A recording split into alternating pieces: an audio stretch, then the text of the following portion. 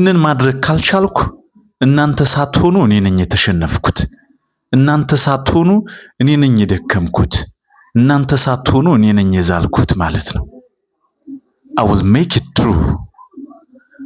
ቶኒ ሮቢንስ እንደዚህ ይላል፣ ለውጥ የሚመጣው የለውጡ ወይም አንድ ቦታ ላይ ሆናችሁ የሚሰማችሁ ህመም፣ በዛ ቦታ ላይ በመቆየታችሁ የሚሰማችሁ ህመም ከለውጡ ህመም ሲበልጥ ነው ይላል።